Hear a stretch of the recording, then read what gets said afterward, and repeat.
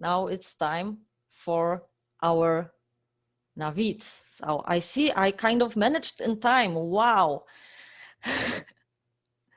So Navid, how are you feeling? Hi. Fine, excellent.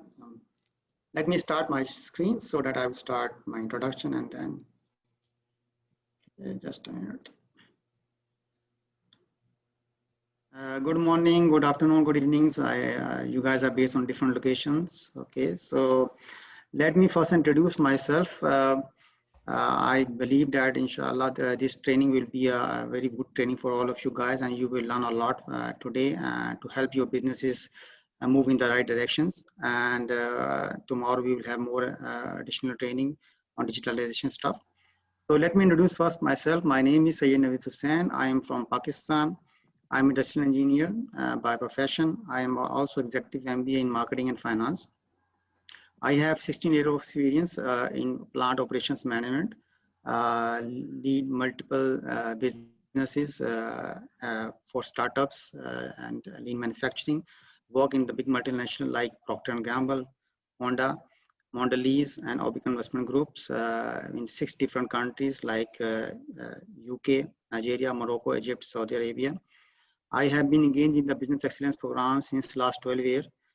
Implemented integrated work system for PNG, ILCSS for Mondelez, WCOM, Obican Manufacturing Excellence programs. I have been leading the WCOM program since last 4 years as a head, and managing digital transformation since last 2 years as well. So this is brief about me as experience. Okay.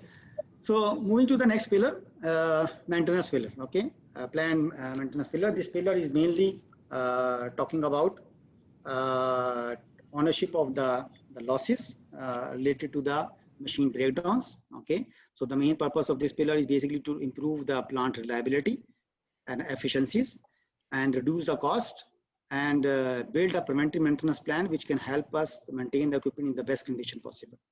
Clear? So the main the vision of this pillar is basically to make sure that we have zero reliability losses, zero maintainability losses, zero availability losses. So any kind of losses related to the machine efficiencies, we can eliminate. And that means that our efficiencies go to the highest level.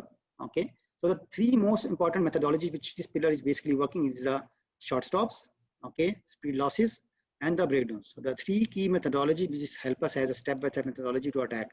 Okay. Now pillar steps. So it's a so maintenance pillar has also planned maintenance pillar has a 7 steps. The first step in this pillar is about having the machine classification, because it is extremely important that you need to know that what are your priority equipments. Okay, because as we all of us know that we don't have unlimited resources to do everything. So it's very important that we make sure that we are picking up the priority equipment and attacking them one by one. Okay, so you classify your machines here, okay, as ABC, okay, and you pick your priority equipment, and then you start focusing on the priority equipment in the next stages. Okay, and you also make sure that if you don't have any mechanism to track the breakdowns and the stuff, then you also start tracking this as well. Then step 2 is the dissolution of the equipment deteriorated condition and improve the weakness, which means that at this level, AM is also working on AM step 1 to 3. So they are asking a lot of support from the maintenance teams to help them improve, to reduce their losses in terms of eliminating the defects. So what you do, you basically help them to restore their equipment at this level. So you basically fix all their defects. Okay, you help them with the help in developing of the standards for the cleaning, inspection, and lubrication. You also make sure that you work on the warehouse in terms of spare parts, that whatever spare parts you are managing, and then also you make sure that you start doing some analysis on the major breakdowns as well at the same time. And then you start implementing the solution and horizontal expansion at the same time. And in step 3, you build a maintenance management system, which means that I need to have some kind of a system to make sure that if I have a breakdowns, I should know how to track all the breakdowns and how to do the analysis of the breakdown. And I should also start talking about the weak components analysis. So if I'm having the breakdown, I need to evaluate that what are the breakdowns, what are the type of the breakdown, what kind of the losses linked to this breakdowns in terms of weak components. Means that the fastener, do we have the fastener losses? Do we have the pneumatic losses? Do we have the lubrication losses? Do we have losses related to the drives and transmission? Do we have losses with the electricals? So you define the weak components at this level based on the analysis of your breakdowns. And then you also at the same time build a system to evaluate your spare parts availability. Because it's extremely important that you are having a breakdown, you need to make sure that you have the spare parts available to make sure that when your breakdowns are happening, you are replacing them timely. Okay. At the step 4, you start talking about a time-based maintenance and condition-based maintenance. Okay. In which basically that based on our learning from our breakdowns, you say that, okay, I'm having the breakdowns coming up again and again. Why don't I change the part before it fails? Which is the time-based maintenance. So I start changing the part before it fails. Or on some parts, I start thinking of condition-based maintenance, that, okay, I will do some inspections on monthly basis, weekly basis, and evaluate the condition of the equipment, because whatever parts I'm talking about the change, I cannot use the TBM approach, time-based maintenance approach, because the parts are very expensive. So I will do the condition-based maintenance over there, and then I will change the part before this fail. Clear? But these two technologies, these two approaches will increase your M&R in the first phases, your maintenance cost, because initially you are letting the parts to machines to fail, okay, which will cause you heavy loss in terms of your machine efficiency.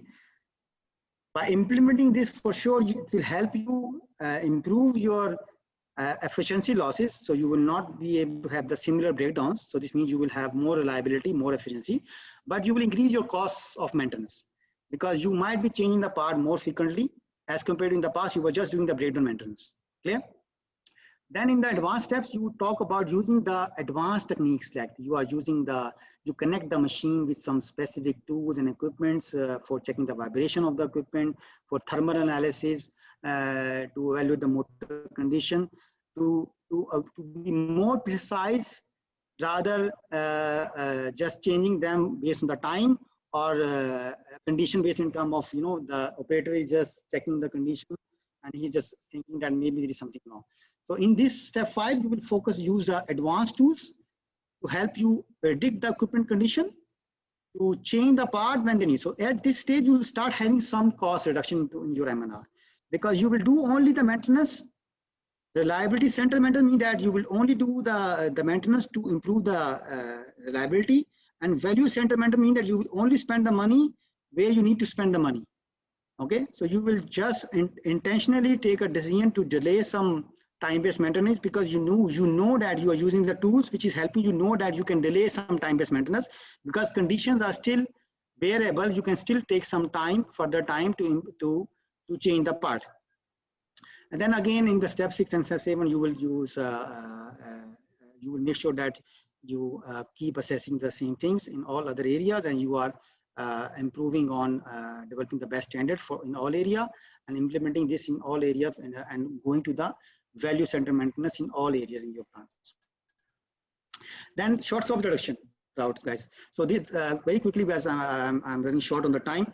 So short stop deduction route is one of the example of the maintenance pillar 1 methodology, which help you reduce your short stops. It helps you by 5 steps, that you pick one area where you are suffering very badly with the short stop. You classify them by the machines, you classify by the category of the short stop, and then you build a system to start collecting the data. Maybe you are not able to collect data. This is the point digitalization can help you. If your machines are connected, you can get all this information automatically. And then you don't need to do this step. This step is automatically done. So digitalization can help you eliminate most of the first steps of the pillars and the methodologies. Once you know your biggest pains, once you know the data that which one is the biggest short stops categories, the first thing before you move into the detail of talking about why you have this shop, you talk about the restoration of the area. Again, the step 2 is all about what is that if you have not done AM step 1 in that area, you will do the AM step 1 here. Which means that you have to clean the area, you have to identify the critical points in this area, you clean, you tag means you identify the defects in the area, and you fix everything, and then you deploy the standards over there. If you have the standard, you deploy the standard. If you don't have the standard, you develop the standard for cleaning, inspection, lubrication. And you make sure that if you have any other process conditions in terms of process control, you also make sure that if the standards are there, you restore the standards. This will help you improve a lot in terms of many short stop reduction, because if you don't have the standards over there, then for sure you will still have the many stops. So if you have done the step one already, you will most probably will not spend time here in this step, because you will already have the machine in good condition. This means you will go directly to the step 3, that you will go deep into the steps to understand the reason for the steps. Reason for the stops, and then start talking about which one are the repetitive stops and what are the reasons behind them, using the same methodology of cause and effect, why, fishbone, and everything, to understand the losses reasons. And then Wait a moment. You have more. You do have more time. Don't hurry that much. It's okay. We will just. It's okay. Just, it's okay. Okay. Yeah. Great. Okay. So once you do this, then you implement your countermeasures. So whatever you have identified as the potential losses, you can just implement the actions. Okay, and make some OPLs. OPL mean the one-point lessons for the, in case if you want to train operator on some specific points related to the short stop, that why they are happening, specific reasons, specific things he is doing which he need to learn that he should not do. So you can make these things and train the operators, and then set the whole again concept. Again, I said that every pillar in the steps, you use the hold again concept to make sure that whatever standards you have implemented, you are following the standard. This means that you set the machine board, which means that in that area you need to have a board where you take all the standards you have developed, all the OPLs you have developed, and you make sure that the people are following the standards of inspection, lubrication, and operating standard in terms of the process control. And people are basically understanding the OPLs as well, whatever we have developed on specific chronic short stops as well. Okay, which means that you can make some